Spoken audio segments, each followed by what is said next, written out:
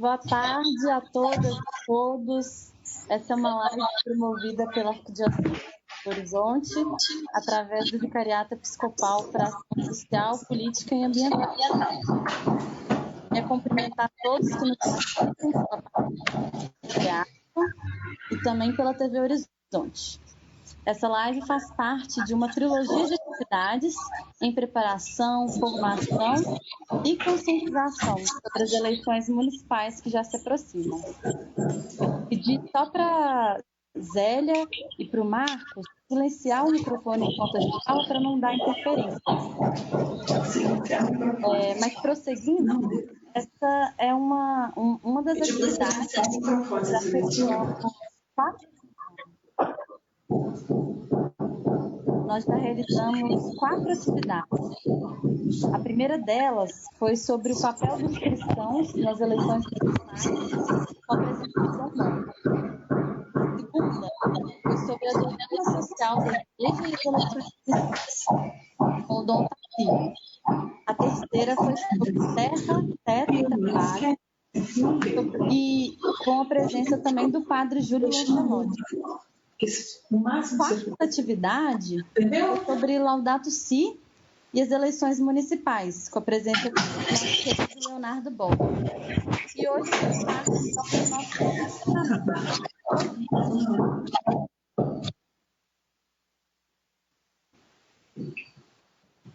Professora Zélia, é só clicar em cima do microfone? Não, já posso. Porque aí já... Isso.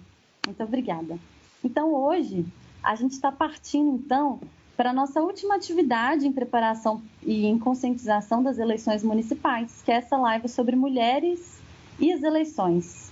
E eu tive a honra de poder mediar essa atividade de hoje junto com o Marcos, da Pastoral dos Surdos da Arquidiocese de Belo Horizonte.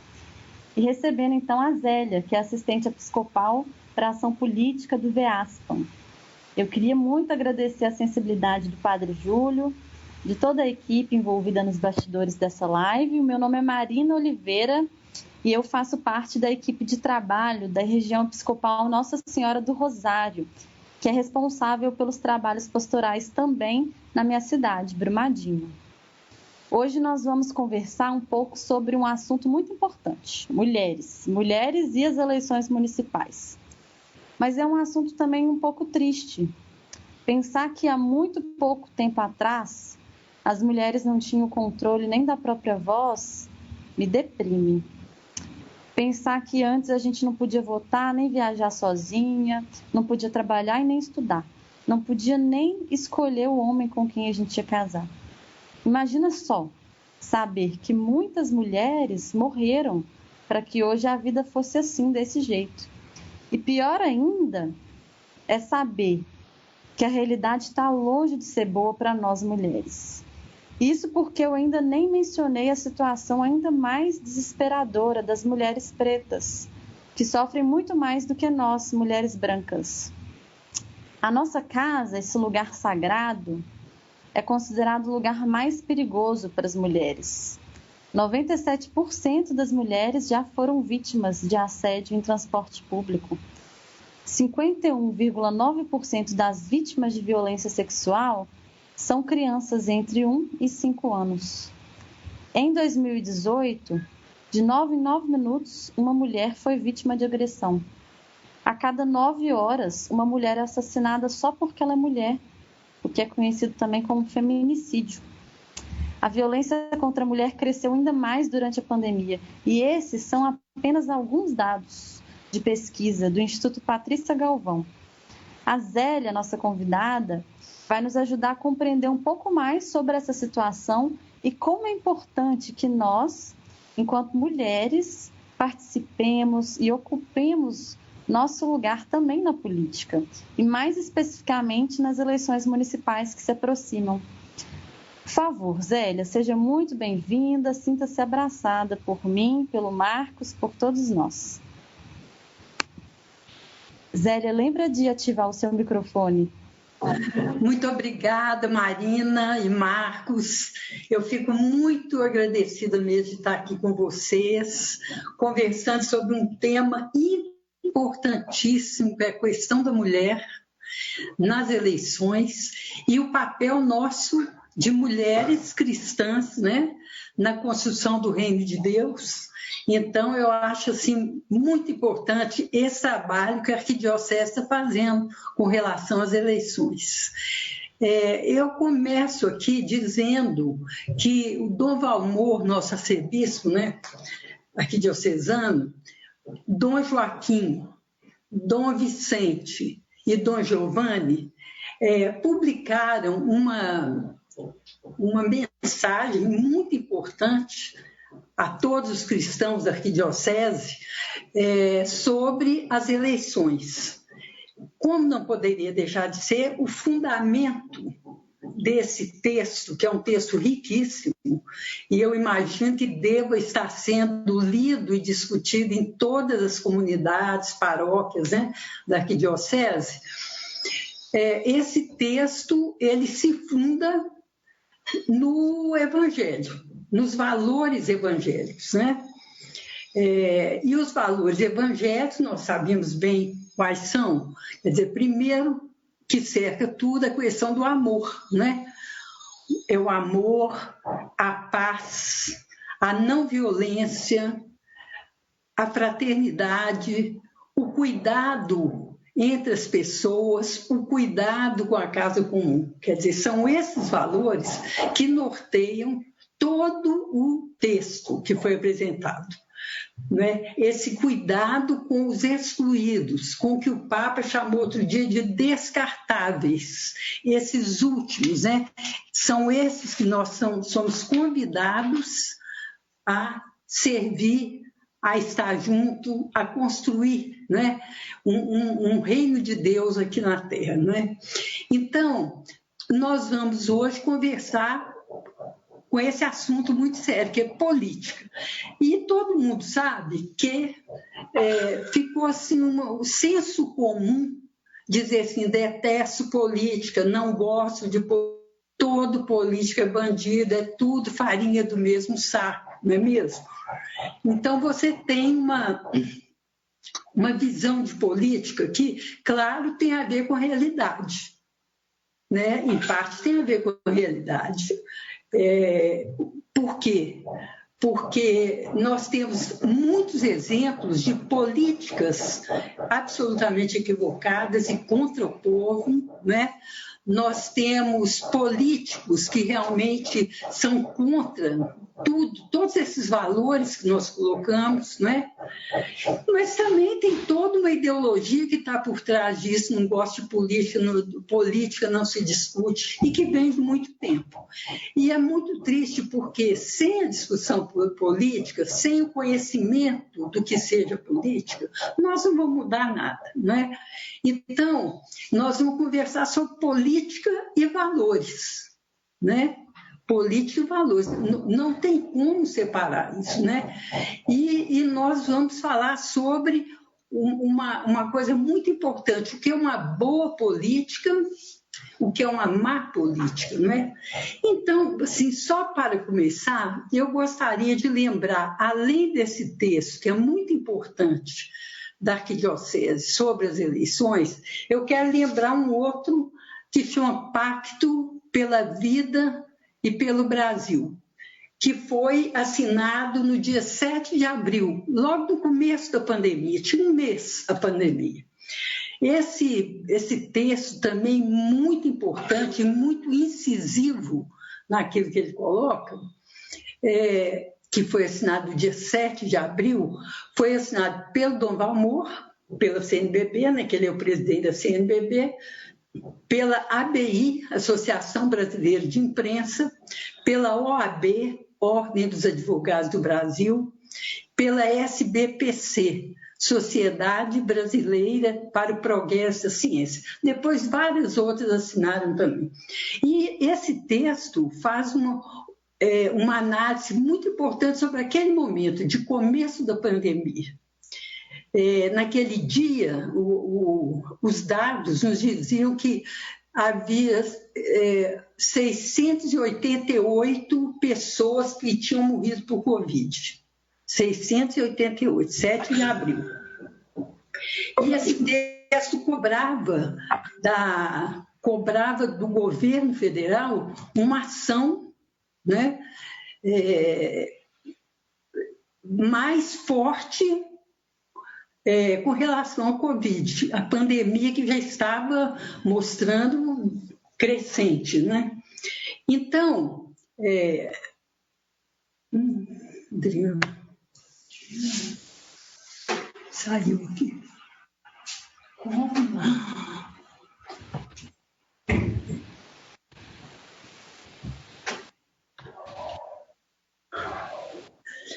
Fui apagar aqui. Não acho nada. Então, desculpa, gente. Então, naquele exato momento, e depois houve uma continuidade, o governo federal simplesmente tocou como, digamos, política pública negar o que estava acontecendo, né? O Bolsonaro dizia, é uma gripezinha, não precisa de usar máscara, todo mundo tem que trabalhar, vai acabar com a economia, quer dizer, negando a ciência. E, com certeza, isso aí contribuiu para que muitas mortes acontecessem, muitas mortes. Hoje nós temos quase 160 mil mortes, é uma tragédia, uma coisa terrível, e é fruto de um crime, porque é uma maneira de tratar a vida das pessoas com total descaso. Então, nós podemos dizer que a política é muito importante, porque você pode fazer ou um processo de morte nas pessoas, um processo de vida, não é mesmo? Você pode penalizar, precarizar a vida das pessoas, ou você pode constituir uma situação em que as pessoas tenham melhores condições de vida, tenham mais saúde, mais educação. Quer dizer, a política é central. Nós temos que recuperar essa questão de discutir a política, né? E essa política que, a partir da nossa visão de cristãos, que tem uma marca que leve à vida. Nós dizemos, Jesus fala, eu vim para que todos tenham vida e vida em abundância. Então, é esse nosso dever, né? Não cair como aconteceu, que junto com essa negação da Covid, de não usar máscara, não precisa lavar a mão, não precisa, né? Negando a ciência mesmo, junto com isso, você tem todo um processo de desestabilização de políticas públicas duramente conquistadas ao longo dos anos, né? E que o SUS, por exemplo, que foi a salvação desse país, né? Foi assim, um processo mesmo de desmerecer o SUS, né? E agora já saiu, vi aqui uma portaria do governo federal querendo privatizar parte do SUS e tal. Então, a gente tem que ter muita clareza com relação a isso.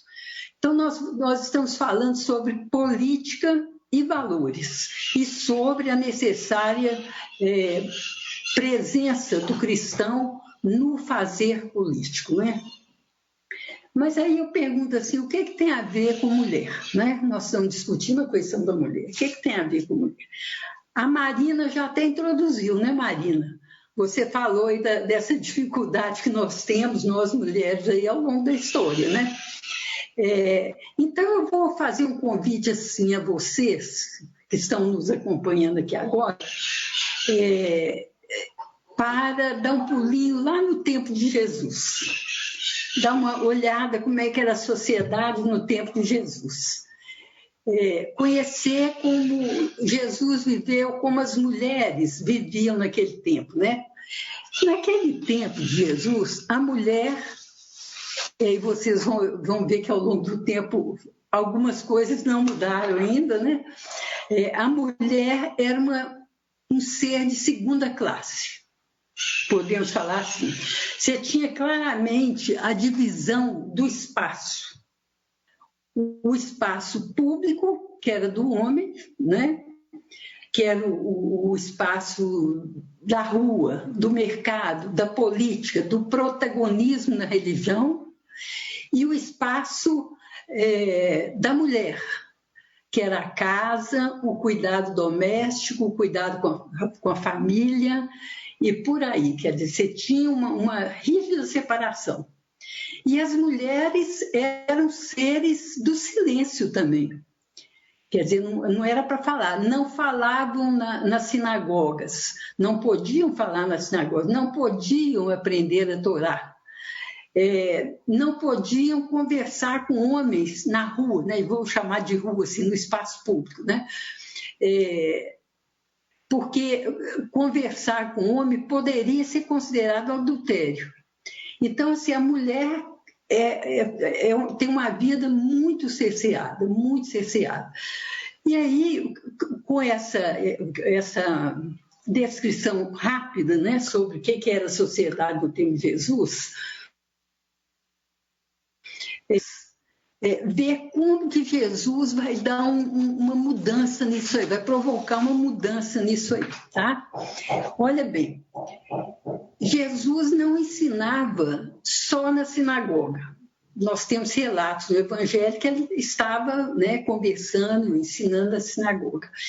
Jesus, a proposta de criação do reino é uma proposta de caminhada. Então, Jesus fazia tudo caminhando, junto com as pessoas, junto com as pessoas.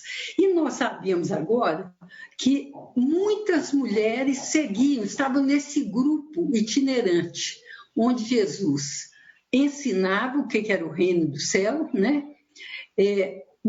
Mais pelo testemunho, pela vida, né?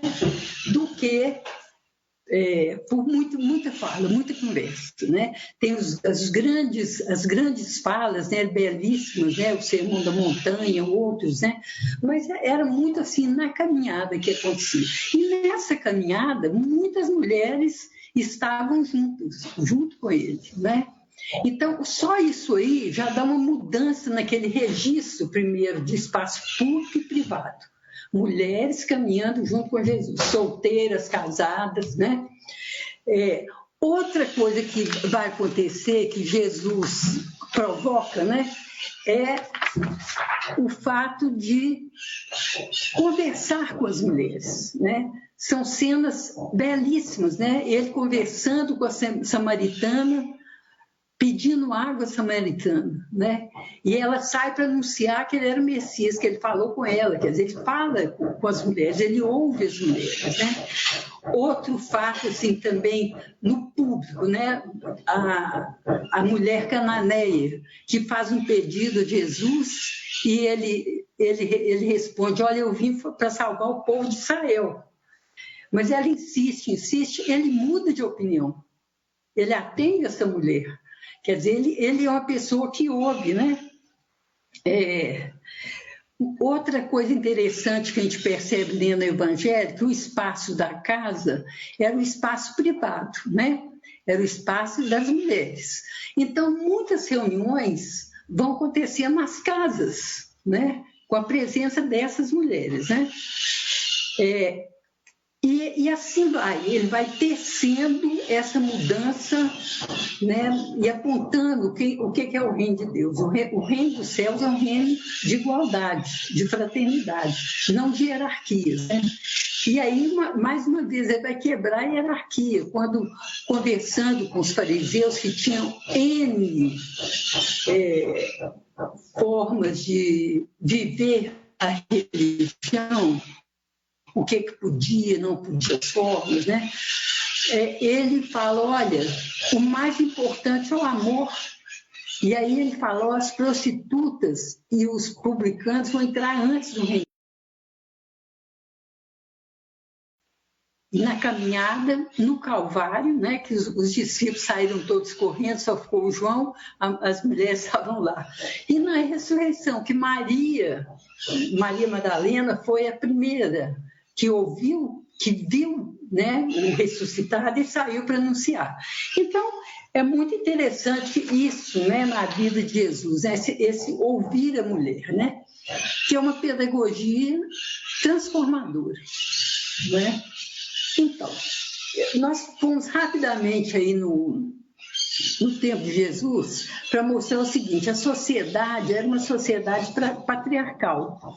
Ao longo dos séculos, a sociedade continuou patriarcal, né?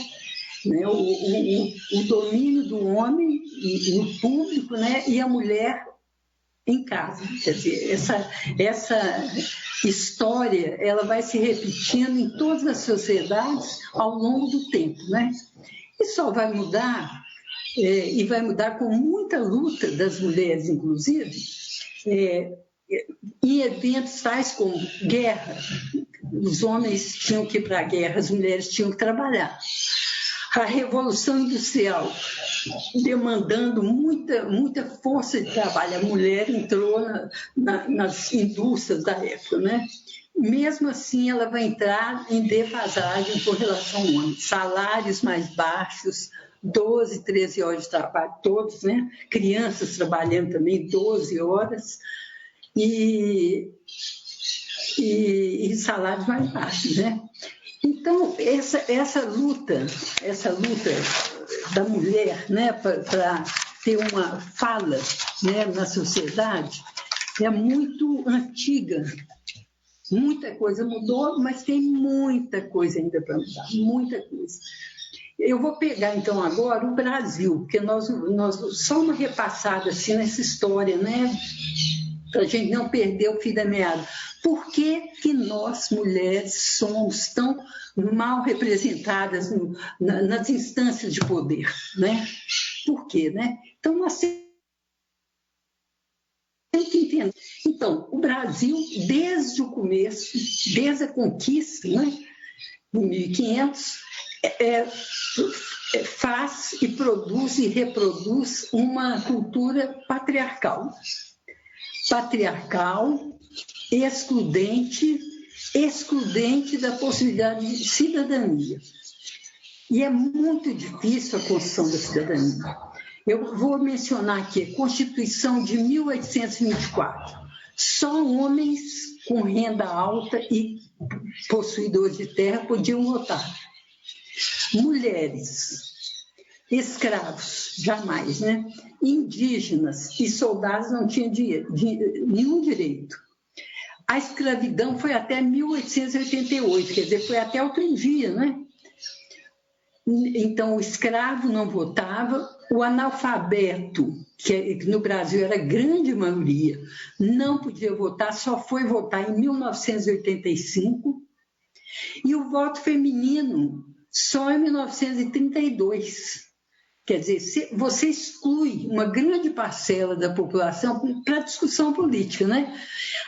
Então, foi necessário muita luta, muitas mulheres lutaram para conquistar o direito ao voto, conquistar isso que a Marina falou, não precisar mais pedir permissão para trabalhar, para viajar, para estudar. Tudo tinha que pedir permissão ao marido, quer dizer, a sociedade muito rígida, né? Então, foi preciso muitos movimentos de mulheres pelo voto, muitos movimentos de mulheres para trabalhar mesmo, né, para se libertar. E os movimentos feministas que vão cada vez mais, né, tomarem poder, né, de pressão, de negociação, de conscientização e tal. Então, esses movimentos vão acontecer na década, principalmente, vão pegar assim, década de 70, 80, em cima de pautas feministas, de reconhecimento, né, da mulher, da força da mulher na sociedade. Mas tudo isso é um processo muito lento, porque vocês vejam bem, a gente ficou muitos anos excluído até no direito ao voto. Então, eu valorizo demais esse trabalho que foi feito por vários grupos feministas aí ao longo do tempo, e que tem pautas diversas. E a pauta importantíssima, que é a mulher como um todo, mas a mulher negra, por exemplo, né? A questão da mulher negra, porque aí é uma dupla discriminação, por ser mulher, por ser negra, né? Por ser descendente de povos escravizados, né, que ficaram aliviados de toda e qualquer possibilidade de cidadania. Então, a força da mulher negra é de uma importância enorme. Então, nesse momento e agora, né, que nós estamos vendo grandes violências, né, policiais com relação a populações de periferia, de favelas, né, é de uma importância muito grande, que a mulher realmente tem um recado a dar sobre isso, né? Então, como que nós ficamos com relação às eleições municipais? Eu quero dizer o seguinte, nós temos 41 vagas para vereador. Destes, nós sabemos que 39 vão se candidatar novamente. Dos 41, 39 são candidatos à reeleição, né? Nós temos 1.549 candidatos. Desses, 494 são mulheres. É bem pouco, né? Se a gente pensar, né? 31%. Dessas mulheres, das poucas, né? Mulheres, 18,9% são negras. Quer dizer, você vai cada vez mais diminuindo. Só uma indígena. E nós sabemos que há uma população indígena aqui na Grande BH, né? Estão morando em casas, né? Não tem assim um lugar específico, pode até ser que um ou outro tenha, mas eu soube que tinha em torno de 5.000 aqui. Então, nós temos esses dados, algumas mulheres. Mas eu acho que é importante a gente pensar uma outra coisa. Não basta ser mulher, não basta ser indígena, não basta ser negra. Isso aí é um dado importante, mas não é tudo. Nós temos que ver quais são os projetos que essas pessoas têm, né? Qual é a militância dessas pessoas com relação às políticas públicas necessárias para as mulheres e para toda a população? Porque a maioria da população é classe média baixa para baixo, é periferia mesmo. Então, quais são as propostas, né? Então, se nós não tivermos isso claro, nós vamos eleger pessoas que estão ali fazendo número. Então, estão participando de uma chapa para conseguir alguns votos e que vão eleger uma pessoa que está lá em cima, que tem mais chance de ser eleita. Elas estão fora. Agora, se há uma militância, se há uma proposta, quais são as políticas públicas que elas estão apoiando, elas têm um histórico de militância, porque se não tem, não adianta pôr uma pessoa só para dizer a mulher, né? Nós tivemos uma presidente da República, né? Pela primeira vez no Brasil, tiraram a Dilma. Agora, ela tinha uma história, ela tinha uma proposta. Quer dizer, você tem que ter clareza disso, não é só pelo fato de ser mulher, né? Você tem que ter um compromisso, né? Então, eu fico olhando assim a propaganda eleitoral, está lá, Maria da Pipoca, José do Bar, fulano de tal da carroça, sabe? Quer dizer, o que significa isso? Isso aí significa toda uma história que nós tivemos de alijamento do povo da participação política, porque geralmente esses são pessoas pobres que nem sabem por que estão ali. Muitas vezes estão ali realmente para conseguir voto para o cabeça de chapa, vamos chamar assim, não é? Então é muito grave. Por isso que é muito importante nós, que somos cristãos, valorizarmos o trabalho de organização das mulheres, de organização do movimento negro, dos movimentos indígenas, né? De todos esses que têm coisas importantíssimas a contribuir, porque é daí desse trabalho de organização e de militância que vão sair daqui a um tempo mais mulheres compromissadas, mais negras compromissadas, né? Indígenas, só temos uma, né? Então, eu acho que é muito importante. Eu penso assim, eu levantei aqui algumas políticas públicas, sabe? Algumas coisas que seria interessante a gente discutir. Por exemplo, o que a pessoa que é candidata ou candidato pensa sobre a violência contra a mulher, né? Ele pode não pensar nada e achar até que não tem isso não, que isso é ideologia, sabe? Agora tudo é ideologia, né? Então, uma candidata, por exemplo, pode propor descentralizar locais de atendimento, né?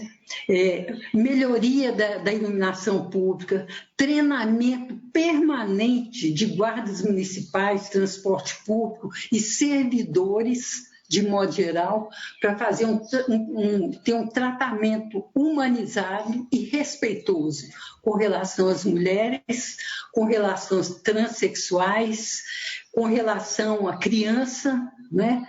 Um tratamento respeitoso. Todos homoafetivos, né? Quer dizer, é um trabalho de educação que tem que ser feito, né? Um dado importante, por exemplo, sobre a questão da violência policial é que essa violência policial, ela pesa muito mais sobre os negros, a população negra, né? Homens e mulheres, né?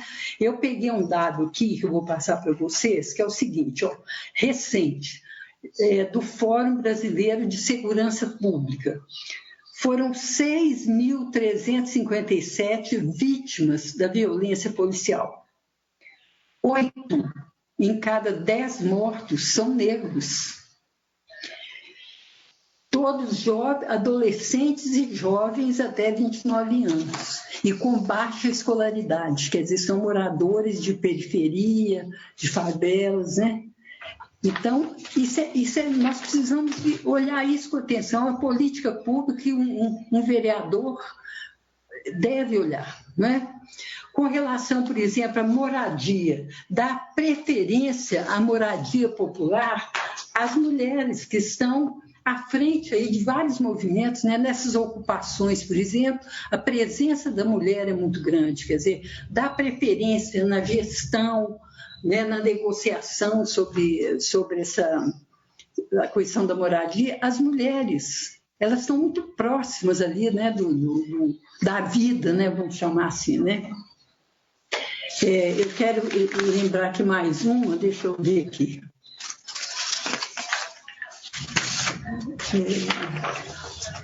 A violência doméstica, né, contra a mulher. Em Minas, 61% das mulheres vítimas de violência doméstica são negras ou pardas, 61%.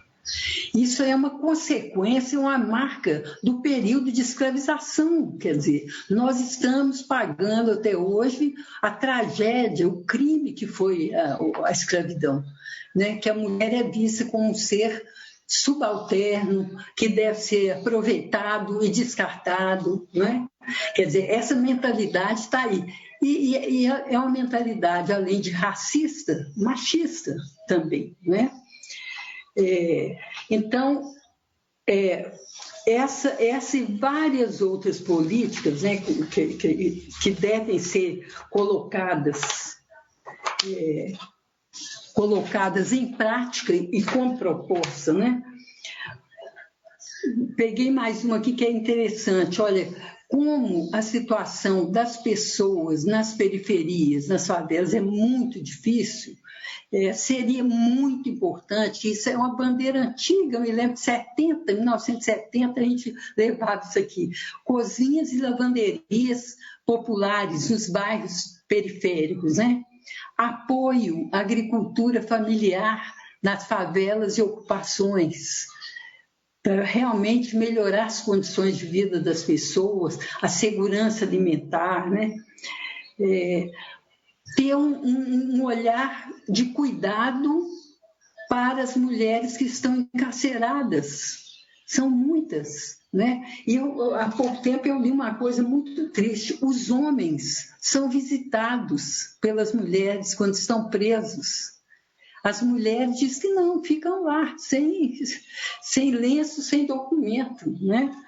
A mãe vai e tal, mas os homens, pelo menos foi um texto que eu li mostrando isso, muito triste, quer dizer, ter um cuidado com essas mulheres, com relação à saúde, com relação à educação formal e profissional, né? Com relação, por exemplo, a políticas públicas relativas à saúde, tornar mais acessível, né, o cuidado com relação ao câncer de mama,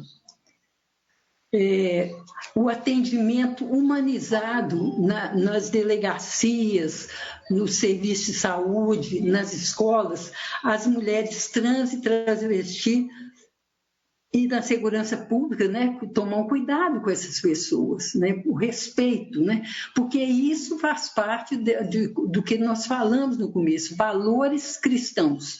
Todos são filhos de Deus, todos merecem respeito e consideração, né? Uma outra proposta, isso é que nós temos que ver com essas mulheres que estão aí se candidatando, né? Universalização de creches a partir de 4 anos e ampliar o atendimento de 0 até 3, porque isso aí permite que a mulher possa sair para trabalhar. Eu vejo aqui no aglomerado da Serra muitas mulheres que não podem trabalhar, porque as crianças pequenas, não tem ninguém para olhar, não tem escola, então não podem trabalhar, né? Mas isso é uma coisa importante também. Então, como essas, são muitas outras propostas, né, que devem ser discutidas. Então, a pessoa chega lá no bairro tal, ou na favela tal, eu sou candidata, sei qual que é a sua proposta, qual que é a sua história, você é militante, você participa disso, o que você tem a dizer sobre isso? Porque, outro dia mesmo eu falei numa outra reunião, não existe uma caixinha, a caixinha municipal, a política municipal, a caixinha da política estadual, a caixinha da política federal. Está tudo interligado. Não é só na Laudato Si, está tudo interligado, né? A política municipal, por exemplo, os adolescentes jovens, né, novíssimos, né, negros, a maioria, quase que 90%, que entra para o tráfico. Então, qual que é a proposta do candidato? Nós temos bandido bom é bandido morto. Isso aí merece ser preso, tem que prender todo mundo. Temos que armar a população, como disse o Bolsonaro, vamos armar a população, e está conseguindo. Eu vi aqui recentemente que aumentou demais o número de porte de arma e posse de arma. Então, qual que é a proposta? É prender, matar, diminuir a maioridade penal, que é isso que o candidato pensa. Então, ele está absolutamente fora dos valores cristãos. Qual que é a proposta de uma pessoa que está de acordo com esses valores? Os adolescentes que cresceram num lugar sem saúde, sem educação, sem esporte, sem saber se ia comer de manhã ou não, se ia ter o pai de manhã vivo ou não. Quer dizer, o menino cresce totalmente despreparado para a vida, né? Quer dizer, ele foi penalizado de todas as maneiras. Então, a proposta qual que é? É diminuir a maioridade penal? Lógico que não.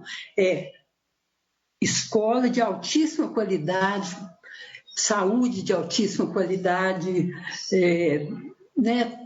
Tudo que é necessário para um ser humano crescer fisicamente, espiritualmente, psicologicamente. Então, a proposta é essa. Então, se a pessoa, na conversa, fala de um jeito ou de outro, né? Então, isso tem a ver no Legislativo Estadual e tem a ver no Congresso Nacional. Professora Zélia, desculpa te interromper, é porque a gente já está chegando nos últimos minutos da nossa live, faltam 20 minutos, e a gente tem algumas perguntas e comentários. Muito tá chegando. Sei que você vai ótimo. Só terminar, só uma coisa aqui. Se a pessoa defende as armas no município e no Legislativo Estadual, ela está junto no Congresso com a bancada das armas, que quer tiro, quer multiplicar, né? Armar a sociedade e tal. Então, as coisas são... A gente tem que ter muito cuidado. Pode falar, Maria. Que alegria de escutar e ver essa fala profética e clara, né, Zélia?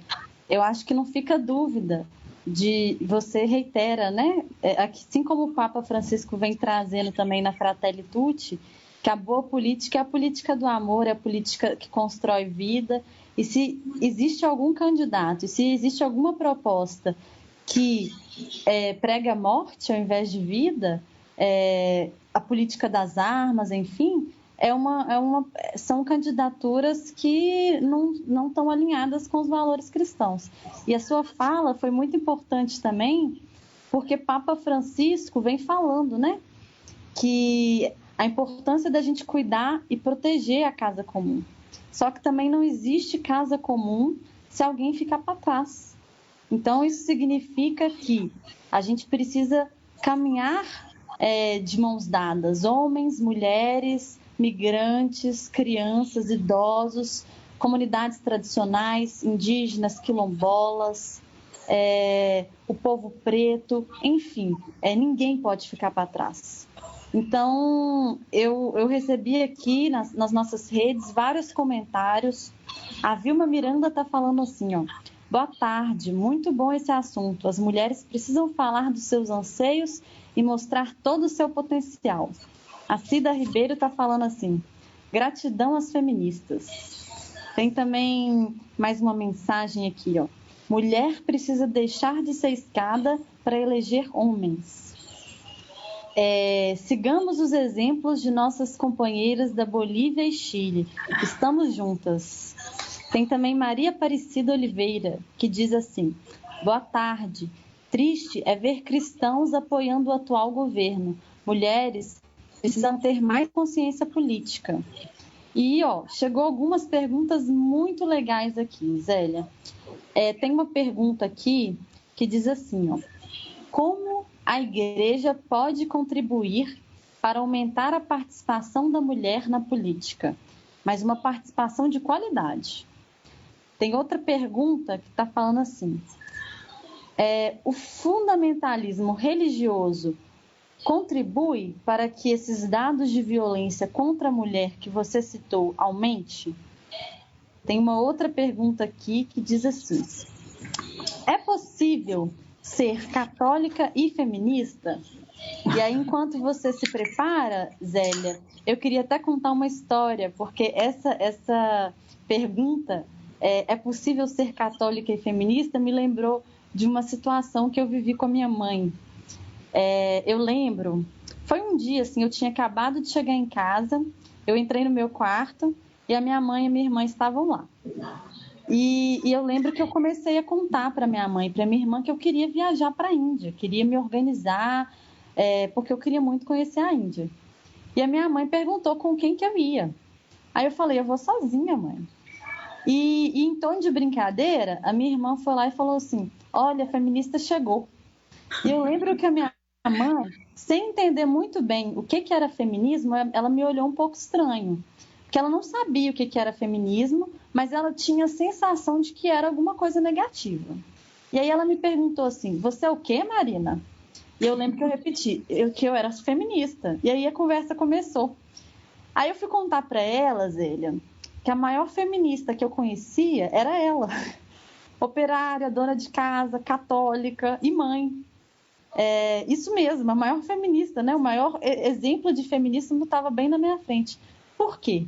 Porque a minha mãe, ela é assim, né? Ela não fez faculdade, mas ela garantiu que eu fizesse a minha faculdade. E me incentiva a fazer mestrado, doutorado, a continuar nos estudos.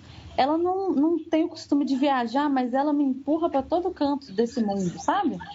E ela sempre fala assim, Marina, filha, você tem que estudar, trabalhar, tem que ter o seu dinheiro, não pode depender de homem. Ela fala assim, Marina, não estudei, mas você tem que estudar, porque você tem que voar longe. E eu sei que ela não tem obrigação nenhuma de entender, né, os meus sonhos, os meus pensamentos, porque ela é de outra geração. E eu também queria que ela não se sacrificasse tanto assim por mim. Mas, ao mesmo tempo, eu tenho essa gratidão enorme, né, guardada no coração, porque eu sei, né, o amor que ela carrega e o desejo de independência, de liberdade que ela nutre, né, para mim, para minha irmã. Ela sempre diz assim que a gente não pode aceitar qualquer tipo de violência de nenhum homem, nem um tom de voz superior. E ela me ensinou também que o que eu tenho mais valioso é a minha voz, e que através da minha voz eu denuncio a injustiça, eu espalho amor, eu faço política, eu falo por quem não pode falar, eu dou a voz para os invisibilizados. Enfim, a gente sabe que a mudança ela é demorada, né, Zélia? Leva tempo, leva diálogo, e a gente sabe também que a gente precisa desconstruir muitos comportamentos que nos ensinaram desde criancinha. Mas eu sigo na certeza de que com amor a gente vai aprendendo, né, a costurar esse mundo mais justo, mais fraterno, mais democrático, mais plural, menos desigual.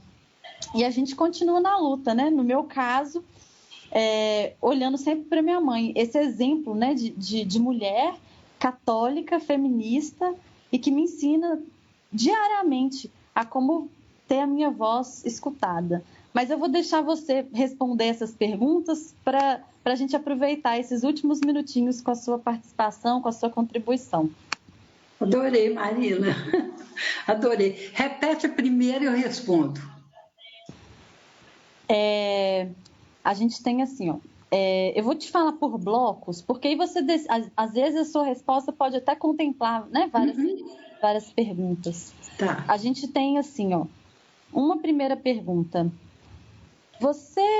Como a igreja pode contribuir para aumentar a participação da mulher na política? Uma segunda pergunta. O fundamentalismo religioso contribui para que esses dados de violência que você citou contra a mulher aumente? Então, deixa eu responder essas duas, que faz uma conexão, né? Eu acho que a igreja pode contribuir muito. Primeiro, fazendo uma reflexão sobre si mesmo, né? Sobre a igreja. E eu falo que igreja não é o Papa, o cardeal, o bispo, né? São parte do povo de Deus. Então, a igreja como um todo, nós, né, como povo de Deus, né, nós podemos, pela simples razão de tentar seguir o Evangelho. Né? O Evangelho é um convite à participação política. Né? Então, esse ensino que a igreja tem através da doutrina social da igreja, o evangelho em primeiro lugar, né? Que eu acho o evangelho altamente revolucionário. Eu mostrei aqui como que Jesus mudou a pauta ali naquele tempo. Infelizmente, né, as estruturas, né, pesam muito e se recupera o patriarcalismo e tal, né? Mas, como igreja, nós, leigos especialmente, leigos e leigas, nós temos um papel assim enorme, porque nós estamos no mundo. São Francisco falava assim, onde que é seu convento? Meu convento é o mundo. É lá que nós temos que dar testemunho e lutar pela justiça. Isso é política. Lutar pela justiça, pela não violência, pela paz, pela fraternidade, pelo pela nossa casa comum que está sendo devastada pelos poderosos, né? Isso é fazer política. Então, a igreja pode contribuir desse jeito, sendo nós leigos militantes, né? O Papa falou uma coisa bem interessante recentemente: a igreja não pode ser um museu. Não pode ser um museu. Que as pessoas vão, sentam e acham que estão fazendo uma grande conexão com Deus, sentadinho e tal, assim, né? Ele falou e está certo. E ele falou outra coisa também muito interessante, que ele prefere uma igreja toda andrajosa, toda aos pedaços, toda machucada, porque está em saída, do que uma igreja que fica confortavelmente instalada sobre si mesma. Quer dizer, quando você fala em saída, você está falando em política.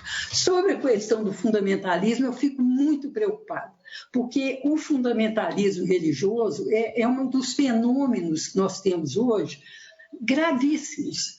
Quer dizer, uma leitura que não tem nada a ver com o espírito do Evangelho. Quer dizer, é aquela letra morta, não o espírito, né, que está ali presente.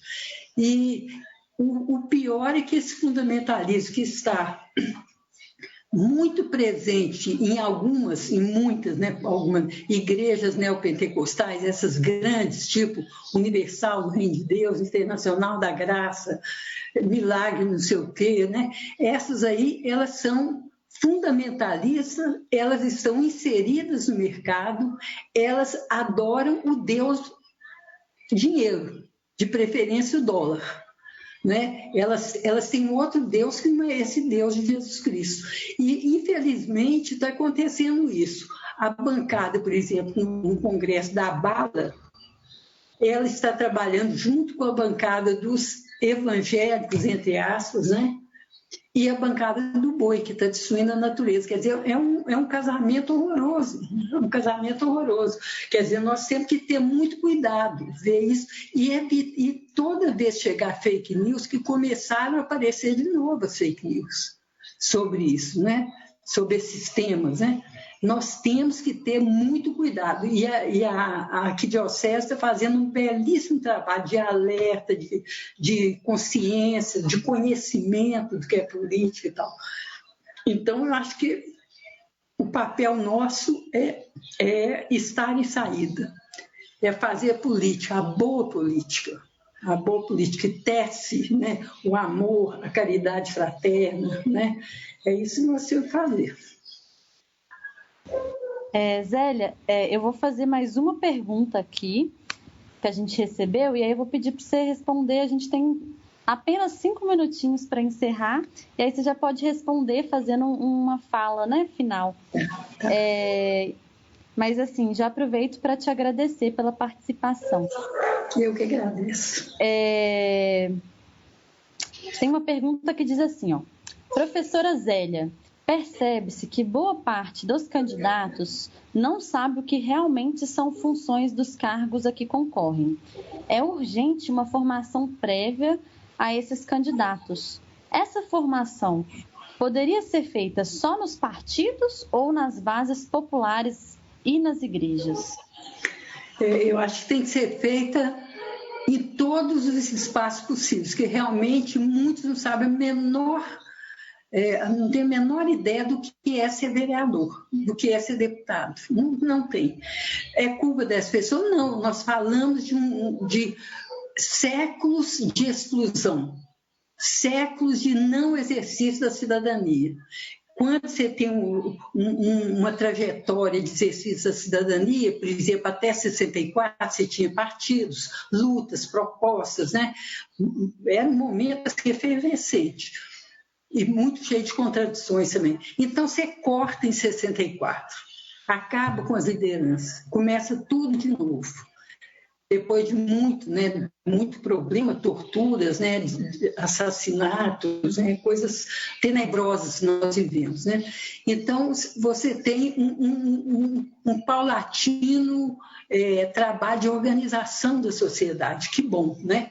Aí você chega numa Constituição fruto de uma grande mobilização popular. Eu nunca vi tanta mobilização do que no período da Constituinte.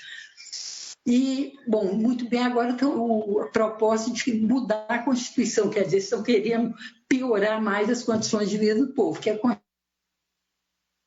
Constituição, nenhuma Constituição é belíssima, é ponto final, tal, tudo é fruto de um momento histórico, tal, mas é uma Constituição, como Ulisses Guimarães falou, é uma Constituição cidadã, né? Então, a discussão política tem que ser feita em todos os espaços. Mas a igreja, aqui a arquidiocese, já está fazendo esse trabalho de formação política. Eu fiquei impressionada de ver a quantidade de ações de discussão política e lives, como nós estamos fazendo aqui, em tudo quanto é região episcopal. Muito impressionante. E tem um trabalho que está sendo organizado de acompanhamento dos agentes políticos, acompanhamento de gestores políticos, acompanhamento de pessoas que foram eleitas e que estão preocupadas, afinadas com essa linha de valores evangélicos, né? De construção do bem comum, né? Então, a igreja está fazendo isso. A igreja aqui da arquidiocese, estou vendo que está acontecendo, mas tem que ser feito em todos os lugares. Viva o movimento de mulheres, viva o movimento negro, viva o movimento da causa indígena, viva o pessoal que está discutindo a questão da casa comum, do aquecimento global, né, o movimento católico global pelo clima. Né? Isso é importante, isso é fazer melhor política. É isso que nós temos que fazer, todos nós. Como diz o Papa, ninguém pode lavar as mãos como Pilatos. Ele falou isso outro dia. Não sejamos como Pilatos. Zélia, você termina a sua fala com esperança, enchendo nossos corações de muita garra para a gente poder continuar. Eu queria te agradecer muito pela participação, foi um prazer te ouvir, para a gente lembrar, né, diariamente da importância da gente se mobilizar, se articular, para construir essa revolução, esse mundo melhor, essa revolução do amor, né, que Jesus Cristo nos ensina cotidianamente a construir. Não dá para falar, né, sobre mulheres e sobre política sem falar sobre a importância da gente permanecer vivas. Eu queria só deixar um recadinho para todas as mulheres que nos assistem, e é o seguinte: mulheres, na maioria das vezes, o feminicídio é uma tragédia anunciada, que vai mostrando sinais. Se você se sente ameaçada ou insegura de alguma forma, por favor, procure ajuda. Ligue para o 180, que é a Central de Atendimento à Mulher em Situação de Violência. O atendimento é 24 horas durante todos os dias da semana. Eles nos ajudam a compreender um pouco mais sobre os nossos direitos, sobre as leis, nos informam sobre os serviços existentes. Para acionar o socorro imediato, diz que 190 para chamar a polícia militar. Nenhuma mulher precisa morrer. Estamos juntas e somos muitas e queremos permanecer vivas. Muito obrigada, pessoal. Ficamos por aqui. Foi um prazer estar com vocês. Eu também agradeço muito, muito, muito. A você, Marina, o Marcos, viu? Agradeço o convite que me foi feito, viu? E vamos à luta. Tchauzinho. Tchau. Obrigado a participação a todos também. Tchau.